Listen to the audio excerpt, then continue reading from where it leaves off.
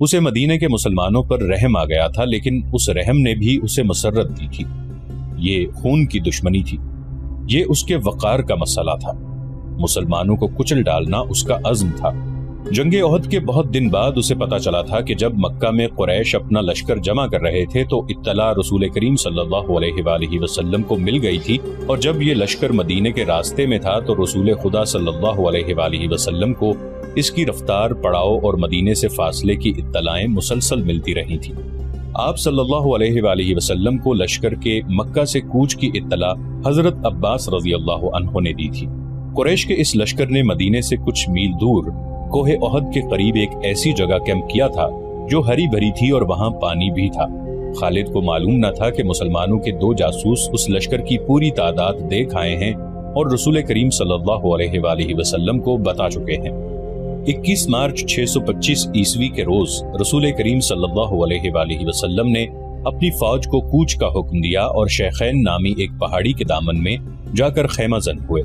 आप सल्लल्लाहु अलैहि वसल्लम के साथ 1000 प्यादा मुजाहिदीन थे, जिनमें से 100 ने सरों पर ज़िरा पहन रखी थी। मुजाहिदीन के पास सिर्फ 2 घोड़े थे, जिनमें से एक नबी करीम सल्लल्लाहु अलैहि वसल्लम के पास था। इस मौके पर मुनाफिकीन के निफाक का पहला खतरनाक मुजाहिरा हुआ जो गद्दारी के मुतरादिफ था। मदीना के बाद ऐसे लोगों ने इस्लाम कबूल कर लिया था जो दिल से मुसलमान नहीं हुए थे। उन्हें रसूलुल्लाह सल्लल्लाहु अलैहि वसल्लम ने मुनाफिकीन कहा था। किसी के मुतालिक ये मालूम करना कि वो सच्चा मुसलमान है या मुनाफिक बहुत मुश्किल था। जब मुजाहिदीन मदीना से शेखैन की पहाड़ी की तरफ कूच करने लगे तो एक बाअसर आदमी जिसका नाम अब्दुल्ला बिन उबई था रसूल अकरम सल्लल्लाहु अलैहि वसल्लम के साथ इस बहस में उलझ गया कि कुरैश का लश्कर 3 गुना है, इसलिए मदीना से बाहर जाकर लड़ना नुकसानदेह होगा। आप सल्लल्लाहु अलैहि वसल्लम ने मुजाहिदीन के दूसरे सरदारों से राय ली तो अक्सरियत ने यह कहा कि शहर से बाहर लड़ना ज्यादा बेहतर होगा। आप सल्लल्लाहु अलैहि वसल्लम अब्दुल्ला बिन उबई ही के हम ख्याल थे, लेकिन आप सल्लल्लाहु अलैहि वसल्लम ने अक्सरियत का फैसला ही मंजूर फरमाया और कूच का हुक्म दे दिया। अब्दुल्ला बिन उबई ने शहर से बाहर जाने से इनकार कर दिया। उसके पीछे हटने की देर थी कि लश्कर में से 300 आदमी पीछे हट गए। तब पता चला कि ये सब मुनाफिकीन थे और अब्दुल्ला इनका सरदार है। अब 3000 के मुकाबले में मुजाहिदीन की नफरी सिर्फ 700 रह गई थी। रसूलुल्लाह सल्लल्लाहु अलैहि वसल्लम दिल बर्दाश्ता न हुए और 700 को ही साथ लेकर कोहे ओहद के दामन में शेखैन के मकाम पर मुजाहिदीन को जंगी तरतीब में कर दिया। खालिद ने एक बुलंद टीकरी पर खड़े होकर मुसलमानों की तरतीब देखी थी और उसने अपने सालार अबू सुफियान को बताकर अपने दस्ते की जगह तय कर ली। रसूल अकरम सल्लल्लाहु अलैहि वसल्लम ने मुजाहिदीन को कमोबेश 1000 गज लंबाई में फैला दिया। पीछे वादी थी, मुजाहिदीन के एक पहलू के साथ पहाड़ी थी, लेकिन दूसरे पहलू पर कुछ नहीं था। इस पहलू को मजबूत रखने के लिए रसूलुल्लाह सल्लल्लाहु अलैहि वसल्लम ने 50 तीर अंदाजों को करीब की एक टीकरी पर बिठा दिया। इन तीर अंदाजों के कमांडर अब्दुल्ला बिन जुबैर थे। अपनी जिम्मेदारी समझ लो अब्दुल्ला। रसूल खुदा सल्लल्लाहु अलैहि वसल्लम ने उन्हें हिदायत देते हुए फरमाया, अपने अक़ब को देखो, दुश्मन हमारे अक़ब में नकलो हरकत कर सकता है जो हमारे लिए खतरा है। दुश्मन के पास घुड़सवार ज्यादा हैं, वो हमारे पहलू पर घुड़सवारों से हमला कर सकता है। अपने तीर अंदाजों को घुड़सवारों पर मरकूज रखो, प्यादों का मुझे कोई डर नहीं। तकरीबन तमाम मुस्तनद मुअर्रिखीन, जिनमें इब्ने हश्याम और वाक़दी खास तौर पर काबिल जिक्र हैं, लिखते हैं कि रसूल करीम सल्लल्लाहु अलैहि वसल्लम ने अब्दुल्ला बिन जुबैर रज़ियल्लाहु अन्हु को वाज़े अल्फाज में कहा था कि हमारा अक़ब सिर्फ तुम्हारी बेदारी और मुस्तादी से महफूज रहेगा। तुम्हारी जरा सी कोताही भी हमें बड़ी जिल्लत आमेज शिकस्त दे सकती है। याद रखो अब्दुल्ला, अगर तुम दुश्मन को भागते हुए और हमें फतहयाब होते हुए देख लो तो भी इस जगह से ना हिलना। अगर देखो कि हम पर दुश्मन का दबाव बढ़ गया है और तुम्हें हमारी मदद के लिए पहुंचना चाहिए तो भी ये जगह ना छोड़ना। पहाड़ी की ये बुलंदी दुश्मन के कब्जे में नहीं जानी चाहिए। ये बुलंदी तुम्हारी है। वहां से तुम नीचे इस तमाम इलाके के हुक्मरान होगे जहां से तुम्हारे तीर अंदाजों के तीर पहुंचेंगे। खालिद ने मुसलमानों की तरतीब देखी और अबू सुफियान को बताया कि मुसलमान खुले मैदान की लड़ाई नहीं लड़ेंगे। अबू सुफियान को अपनी कसीर नफरी पर नाज था। वो चाहता था कि लड़ाई खुले मैदान में यानी लामहदूद महाज पर हो, ताकि वो अपने प्यादों और घोड़ों की अफराद से मुजाहिदीन इस्लाम को कुचल डाले। खालिद को अपने बाप ने जंगी चालों की तरबियत बचपन से देनी शुरू कर दी थी। दुश्मन पर बेखबरी में पहलू या अक़ब से झपटना और दुश्मन को چکر دے دے کر مارنا اپنے دستوں کی تقسیم اور ان پر کنٹرول اس کی تربیت میں شامل تھا جو اسے باپ نے دی تھی۔ اس نے تجربے کار سردار کی نگاہوں سے مجاہدین کی ترتیب دیکھی تو اس نے محسوس کیا کہ مسلمان فن و حرب کے کمالات دکھا سکتے ہیں۔ ابو سفیان اپنی فوج کو مسلمانوں کے بالمقابل لے گیا۔ اس نے گھڑ سواروں کو مسلمانوں کے پہلوؤں پر حملہ کرنے کے لیے بھیجا۔ ایک پہلو پر خالد اور دوسرے پر اکرمہ تھا۔ دونوں کے ساتھ 100 گھڑ سوار تھے۔ تمام گھڑ سواروں کا کمانڈر عمرو بن العاص تھا۔ پیادوں کے آگے ابو سفیان نے 100 تیر انداز رکھے۔ قریش کا پرچم طلحہ بن ابو طلحہ نے اٹھا رکھا تھا۔ اس زمانے کی جنگوں میں پرچم کو دل جیسی اہمیت حاصل تھی۔ پرچم کے گرنے سے فوج کا حوصلہ ٹوٹ جاتا اور بھگدڑ مچ جاتی تھی۔ قریش نے جنگ کی ابتدا اس طرح کی کہ ان کی صفوں میں سے ایک شخص ابو عامر فاسق آگے ہو کر مجاہدین کے قریب چلا گیا۔ اس کے پیچھے قریش کے غلاموں کی کچھ تعداد بھی تھی۔ ابو عامر مدینے کا رہنے والا تھا۔ وہ قبیلہ اوس کا سردار تھا۔ جب رسول کریم صلی اللہ علیہ وآلہ وسلم مکہ سے ہجرت کر کے مدینہ گئے تو ابو عامر نے قسم کھا لی تھی کہ وہ آپ صلی اللہ علیہ وآلہ وسلم کو اور تمام مسلمانوں کو مدینہ سے نکال کر دم لے گا۔ اس پر ایک بڑی ہی حسین یہودن کا اور یہودیوں کے مال و دولت کا طلسم طاری تھا۔ یہودیوں کی اسلام دشمن کارروائیاں زمین دوز ہوتی تھیں۔ بظاہر انہوں نے مسلمانوں کے ساتھ دوستی اور فرما برداری کا معاہدہ کر رکھا تھا۔ ابو عامر انہی کے ہاتھ میں کٹ پتلی بنا ہوا تھا، لیکن ان یہودیوں نے اسے قریش کا دوست بنا رکھا تھا۔ اب مجاہدین قریش کے خلاف لڑنے کے لیے مدینہ سے نکلے تو ابو عامر قریش کے پاس چلا گیا۔ اس کے قبیلے اوس کے بہت سے آدمی رسول کریم صلی اللہ علیہ وآلہ وسلم کے دست مبارک پر اسلام قبول کر چکے تھے اور وہ قریش کے مقابلے میں صف آرا تھے۔ ابو عامر آگے چلا گیا اور مجاہدین سے بلند آواز سے مخاطب ہوا۔ رسول کریم صلی اللہ علیہ وآلہ وسلم نے اسے فاسق کا خطاب دیا تھا۔ قبیلہ اوس کے غیرت مند بہادروں، ابو عامر فاسق نے کہا، تم مجھے یقیناً پہچانتے ہو، میں کون ہوں؟ میری بات غور سے سنو۔ وہ اپنی للکار پوری نہ کر پایا تھا کہ مجاہدین اسلام کی صف سے قبیلہ اوس کے ایک مجاہد کی آواز گرجی، او فاسق بدکار، ہم تیرے نام پر تھوک چکے ہیں۔ خالد کو وہ وقت یاد آ رہا تھا۔ مجاہدین اسلام کی صف سے ابو عامر اور اس کے ساتھ گئے ہوئے غلاموں پر پتھروں کی بوچھاڑ شروع ہو گئی۔ مورخ لکھتے ہیں کہ پتھر برسانے والے قبیلہ اوس کے مجاہدین تھے۔ ابو عامر اور غلام جو مجاہدین کے پتھروں کی زد میں تھے، ایک ایک دو پتھر کھا کر پیچھے بھاگ آئے۔ یہودی مدینے میں بیٹھے لڑائی کی خبروں کا انتظار کر رہے تھے۔ جس یہودن کے طلسم میں ابو عامر گرفتار تھا، وہ اپنی کامیابی کی خبر سننے کے لیے بے تاب تھی۔ اسے ابھی معلوم نہ تھا کہ اس کے حسن و جوانی کے طلسم کو مسلمانوں نے سنسار کر دیا ہے۔ ابو عامر فاسق کے اس واقعے سے پہلے وہ عورتیں جو قریش کے لشکر کے ساتھ گئی تھیں، لشکر کے درمیان کھڑی ہو کر سریلی آوازوں میں ایسے گیت گا رہی تھیں جن میں بدر میں مارے جانے والے قریش کا ذکر ایسے الفاظ میں، ایسی طرز میں کیا گیا تھا کہ سننے والوں کا خون کھولتا اور رونگٹے کھڑے ہو جاتے تھے۔ ان عورتوں میں سے ایک دو نے جوشیلی تقریر کی صورت میں بھی قریش کے خون کو گرمایا تھا۔ عورتوں کو پیچھے چلے جانے کا حکم ملا تو ابو سفیان کی بیوی ہند نے ایک گھوڑے پر سوار ہو کر ایک گیت گانا شروع کر دیا۔ اس کی آواز بلند تھی اور اس میں سوز بھی تھا۔ تاریخ لکھنے والوں نے اس گیت کے پورے اشعار قلم بند نہیں کیے۔ انہوں نے لکھا ہے کہ یہ گیت فحش تھا جس میں مرد و عورت کے درپردہ تعلقات کا ذکر تھا۔ اشعار جو تاریخ میں آئے ہیں وہ اس طرح ہیں۔ ان میں جس عبدالدار کا نام آتا ہے یہ بنو عبدالدار ہے۔ بنو امیہ اسی کی ایک شاخ تھی۔ بنو عبدالدار قریش کا بہت اونچا خاندان تھا۔ عبدالدار کے سپوتوں، ہمارے گھرانوں کے پاسبانوں، ہم رات کی بیٹیاں ہیں، ہم تکیوں کے درمیان حرکت کرتی ہیں، اس حرکت میں لطف اور لذت ہوتی ہے۔ تم دشمن پر چڑھ دوڑے تو ہم تمہیں اپنے سینوں سے لگا لیں گی، تم بھاگ آئے تو ہم تمہارے قریب نہیں آئیں گی۔ اس کے بعد ابو عامر فاسق پر مجاہدین اسلام کی طرف سے سنگباری ہوئی اور اس کے فوراً بعد قریش نے مجاہدین پر تیر پھینکنے شروع کر دیے۔ مجاہدین نے اس کے جواب میں تیر برسائے۔ خالد اپنے پہلو والے مسلمانوں کے پہلو پر حملہ کرنے کے لیے اپنے 100 سواروں کے ساتھ تیزی سے بڑھا۔ اسے معلوم نہیں تھا کہ بلندی پر تیر انداز چھپے بیٹھے ہیں۔ اس کے سوار بے دھڑک چلے آ رہے تھے۔ راستہ ذرا تنگ تھا، سواروں کو آگے پیچھے ہونا پڑا۔ خالد سوچ سمجھ کر اپنے سوار دستے کو اس پہلو پر لایا تھا۔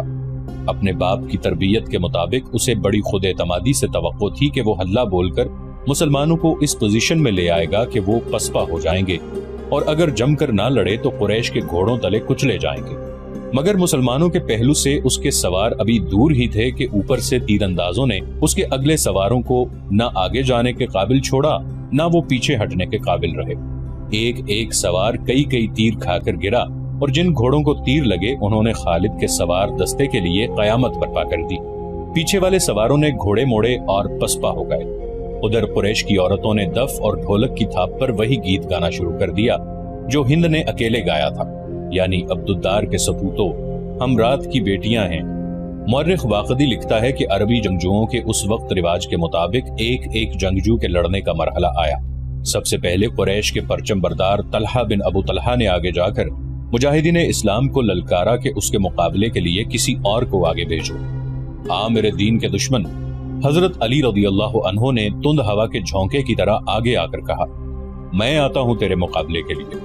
طلحہ اپنے قبیلے کا پرچم تھامے تلوار لہراتے ہوئے بپھرا ہوا آیا، مگر اس کا وار ہوا کو چیرتا ہوا گزر گیا۔ وہ ابھی سنبھل ہی رہا تھا کہ حضرت علی رضی اللہ عنہ کی تلوار نے اسے ایسا گہرا زخم لگایا کہ پہلے اس کا پرچم گرا، پھر وہ خود گرا۔ قریش کا ایک آدمی دوڑا آیا اور پرچم اٹھا کر پیچھے چلا گیا۔ علی رضی اللہ عنہ اسے بھی گرا سکتے تھے، مگر انفرادی مقابلوں میں یہ روا نہ تھا۔ طلحہ کو اٹھا کر پیچھے لے آئے۔ اس کے خاندان کا ایک اور آدمی آگے بڑھا۔ میں انتقام لینے کا پابند ہوں، وہ للکار کر آگے گیا، علی آ میری تلوار کی کاٹ دیکھ۔ حضرت علی رضی اللہ عنہ خاموشی سے اس کے مقابلے پر آ گئے۔ دونوں نے ایک دوسرے کی آنکھوں میں آنکھیں ڈالے، ایک چکر کاٹا، پھر ان کی تلواریں اور ڈھالیں ٹکرائیں اور اس کے بعد سب نے دیکھا کہ حضرت علی رضی اللہ عنہ کی تلوار سے خون ٹپک رہا ہے اور ان کا مد مقابل زمین پر پڑا تڑپ رہا ہے۔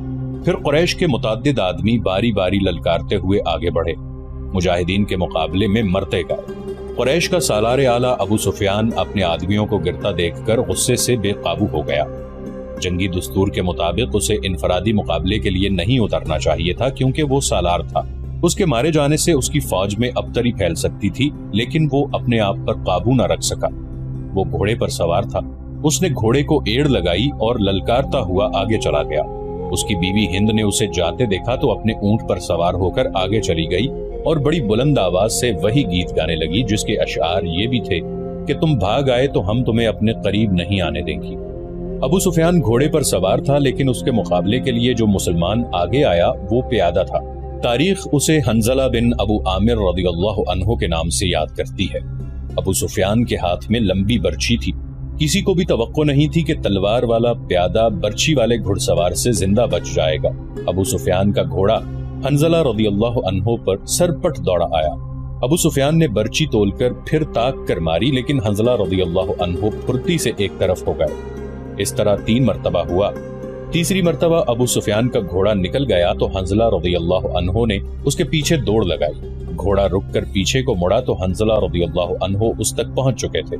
ابو سفیان اسے دیکھ نہ سکا۔ حنظلہ رضی اللہ عنہ نے گھوڑے کی اگلی ٹانگوں پر ایسا زوردار وار کیا کہ گھوڑا گر پڑا۔ ابو سفیان دوسری طرف گرا۔ حنظلہ رضی اللہ عنہ اس پر حملہ کرنے کو آگے بڑھے تو ابو سفیان گرے ہوئے گھوڑے کے ارد گرد دوڑ دوڑ کر اپنے آپ کو بچانے لگا، اور اس کے ساتھ ہی اس نے قریش کو مدد کے لیے پکارا۔ قریش کا ایک پیادہ دوڑا آیا۔ مسلمان اس غلط فہمی میں رہے کہ یہ آدمی ابو سفیان کو اپنے ساتھ لے جائے گا، لیکن اس نے بے اصولی کا مظاہرہ کیا۔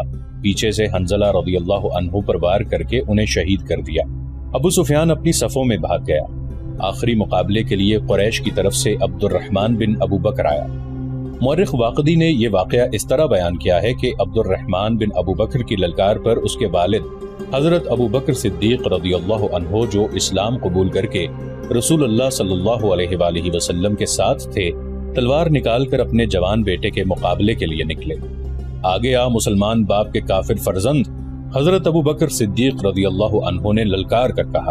رسول کریم صلی اللہ علیہ وآلہ وسلم نے دیکھا کہ باپ بیٹا مقابلے پر اتر آئے ہیں، تو آپ صلی اللہ علیہ وآلہ وسلم نے دوڑ کر حضرت ابو بکر صدیق رضی اللہ عنہ کو روک لیا۔ فرمایا، تلوار نیام میں ڈالو ابو بکر۔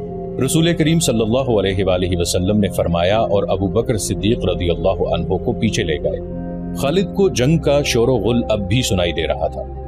وہ منظر اس کی آنکھوں نے اپنی پلکوں میں محفوظ کر رکھا تھا۔ انفرادی مقابلے ختم ہوتے ہی قریش نے مسلمانوں پر حلہ بول دیا۔ رسول اکرم صلی اللہ علیہ وآلہ وسلم نے احد کی پہاڑی کو اپنے عقب میں رکھا ہوا تھا، اس لیے مجاہدین اسلام کو عقبی حملے کا خطرہ نہیں تھا۔ آمنے سامنے کا معرکہ خونریز تھا۔ مسلمانوں کی نفری بہت تھوڑی تھی۔ اس کمی کو انہوں نے جذبہ تیغزنی کے کمالات سے پورا کر دیا۔ اگر قریش کو نفری کی افراد حاصل نہ ہوتی اور وہ مسلمانوں کے آگے نہ ٹھہر سکتے، وہ نفری کے زور پر لڑ رہے تھے۔ خالد کی نظر رسول کریم صلی اللہ علیہ وآلہ وسلم پر تھی۔ آپ صلی اللہ علیہ وسلم ایک پہلو پہ تھے، یہی پہلو تھا کہ جس پر خالد کو حملہ کرنا تھا۔ اب کی بار اس نے اپنے سواروں کو یہ حکم دیا کہ وہ گھوڑوں کو سرپٹ دوڑاتے تنگ راستے سے آگے نکل جائیں اور مسلمانوں کے پہلو پر حملہ بولیں، مگر عبداللہ بن جبیر رضی اللہ عنہ کے 50 تیر اندازوں نے سواروں کو اس طرح پسپا کر دیا کہ وہ چند گھوڑے اور زخمیوں سے کراہتے ہوئے گھڑ سواروں کو پیچھے چھوڑ گئے۔ مارکا عروج پر تھا، صرف ایک آدمی تھا جو لڑ نہیں رہا تھا۔ وہ میدان جنگ میں برچی اٹھائے یوں گھوم پھر رہا تھا جیسے کسی کو ڈھونڈ رہا ہو۔ وہ وحشی بن حرب تھا۔ وہ حمزہ رضی اللہ عنہ کو ڈھونڈ رہا تھا۔ حمزہ رضی اللہ عنہ کو قتل کرنے کے لیے اس کے لیے 2 انعام تھے، ایک یہ کہ اس کا آقا اسے آزاد کر دے گا، اور دوسرا ابو سفیان کی بیوی ہند کے وہ زیورات جو اس نے پہن رکھے تھے۔ اسے حمزہ رضی اللہ عنہ نظر آ گئے۔ وہ قریش کے ایک آدمی سبا بن عبد العزا کی طرف بڑھ رہے تھے۔ عرب میں رواج تھا کہ ختنہ عورتیں کیا کرتی تھی۔ مورخ ابن حشام کے مطابق اسلام سے پہلے ہی عربوں میں ختنے کا رواج موجود تھا۔ حمزہ رضی اللہ عنہ نے جس سبا کو للکارا تھا اس کی ماں ختنہ کیا کرتی تھی۔ ختنہ کرنے والی کے بیٹے، حمزہ رضی اللہ عنہ نے اسے للکارا، ادھر آ اور مجھے آخری بار دیکھ لے۔ سبا بن عبد العزا حمزہ رضی اللہ عنہ کی طرف بڑھا۔ غصے سے اس کا چہرہ لال تھا۔ وہ تلوار اور ڈھال کی لڑائی کا ماہر تھا۔ حمزہ رضی اللہ عنہ بھی کچھ کم نہ تھے۔ دونوں ایک دوسرے کے قریب آئے اور ایک دوسرے پر وار کرنے لگے۔ دونوں کی ڈھالیں وار روک رہی تھی۔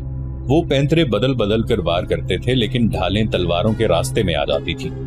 اس وقت وحشی بن حرب جھکا ہوا آہستہ آہستہ ان کی طرف بڑھ رہا تھا۔ اسے زمین اور جھاڑیوں نے اوٹ دے رکھی تھی۔ حمزہ رضی اللہ عنہ اپنے دشمن کی آنکھوں میں دیکھ رہے تھے۔ سبا کے سوا انہیں کچھ بھی نظر نہیں آ رہا تھا۔ وحشی ان کے قریب پہنچ گیا۔ برچی نشانے پر پھینکنے کا وہ ماہر تھا۔ وہ اتنا قریب ہو گیا جہاں سے اس کی برچی خطا نہیں جا سکتی تھی۔ وہ اٹھ کھڑا ہوا اور برچی کو ہاتھ میں تولا، پھر اسے پھینکنے کی پوزیشن میں لایا۔ حمزہ رضی اللہ عنہ نے سبا پر یکے بعد دیگرے تیزی سے 2-3 وار کیے۔ آخری وار ایسا پڑا کہ حمزہ رضی اللہ عنہ کی تلوار سبا کے پیٹ میں اتر گئی۔ حمزہ رضی اللہ عنہ نے تلوار اس کے پیٹ سے اس طرح نکالی کہ اس کا پیٹ اور زیادہ پھٹ گیا اور وہ حمزہ رضی اللہ عنہ کے قدموں میں گر پڑا۔ حمزہ رضی اللہ عنہ ابھی سنبھلے ہی تھے کہ وحشی نے ان پر پوری طاقت سے برچی پھینکی۔ فاصلہ بہت کم تھا۔ برچی حمزہ رضی اللہ عنہ کے پیٹ میں اتنی زیادہ اتر گئی کہ اس کی انی حمزہ رضی اللہ عنہ کی پیٹھ سے آگے نکل گئی۔ حمزہ رضی اللہ عنہ گرے نہیں، انہوں نے ادھر ادھر دیکھا، انہیں وحشی دکھائی دیا۔ حمزہ رضی اللہ عنہ برچھی اپنے جسم میں لیے ہوئے وحشی کی طرف بڑھے۔ وحشی جہاں کھڑا تھا وہیں کھڑا رہا۔ حمزہ رضی اللہ عنہ 4-5 قدم چل کر گر پڑے۔ وحشی ان کے جسم کو ہلتا جلتا دیکھتا رہا۔ جب جسم کی حرکت بند ہو گئی تو وحشی ان تک آیا۔ وہ شہید ہو چکے تھے۔ وحشی نے ان کے جسم سے برچھی نکال لی اور چلا گیا۔ اب وہ ہند اور اپنے آقا جبیر بن مطعم کو ڈھونڈنے لگا۔ خالد کو وہ مارکا یاد آ رہا تھا اور اس کے دل پر بوجھ سا بڑھتا جا رہا تھا۔ اس کا گھوڑا چلا جا رہا تھا۔ وہ نشیبی جگہ سے گزر رہا تھا، اس لیے احد کی پہاڑی کی چوٹی اس کی نظروں سے اوجل ہو گئی تھی۔ اسے اپنے قبیلے کی عورتیں یاد آئیں جو قریش اور ان کے اتحادی قبائل کو جوش دلا رہی تھی۔ خالد کو یاد آیا کہ وہ مارکے کا نظارہ کرنے کے لیے ایک بلند جگہ پر چڑھ گیا تھا۔ اسے مسلمان عورتیں نظر آئیں۔ مسلمان اپنے جن زخمیوں کو پیچھے لاتے تھے انہیں عورتیں سنبھال لیتی تھیں، ان کی مرہم پٹی کرتی اور انہیں پانی پلاتی۔ مسلمانوں کے ساتھ 14 عورتیں تھیں جن میں حضرت فاطمہ رضی اللہ عنہا بھی تھیں۔ پھر یوں ہوا کہ قلیل تعداد مجاہدین کثیر تعداد کفار پر غالب آ گئے۔ قریش کا پرچم بردار گرا تو کسی اور نے پرچم اٹھا لیا، وہ بھی گرا، پرچم کئی بار گرا۔ آخر میں ایک غلام نے پرچم اٹھا کر اونچا کیا لیکن وہ بھی مارا گیا۔ پھر مسلمانوں نے قریش کو پرچم اٹھانے کی مہلت نہ دی۔ قریش کے جذبے جواب دے گئے۔ خالد نے ان کی پسپائی دیکھی اور یہ بھی دیکھا تھا کہ مسلمان ان کا تعاقب کر رہے ہیں۔ قریش اپنے کیمپ میں بھی نہ ٹھہرے، اپنا مال و اسباب چھوڑ کر افراتفری کے عالم میں بھاگ گئے۔ یہاں سے جنگ کے بعد کا مرحلہ شروع ہو گیا۔ مسلمانوں نے فتح کی خوشی میں اور انتقامی جذبے کے تحت قریش کے کیمپ کو لوٹنا شروع کر دیا۔ وہ فتح و نصرت کے نعرے لگا رہے تھے۔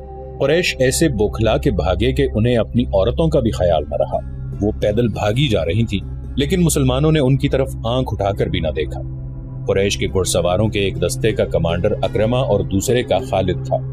उन्होंने मुसलमानों के पहलुओं पर हमला करना था, मगर जंग का पांसा बुरी तरह पलट गया था।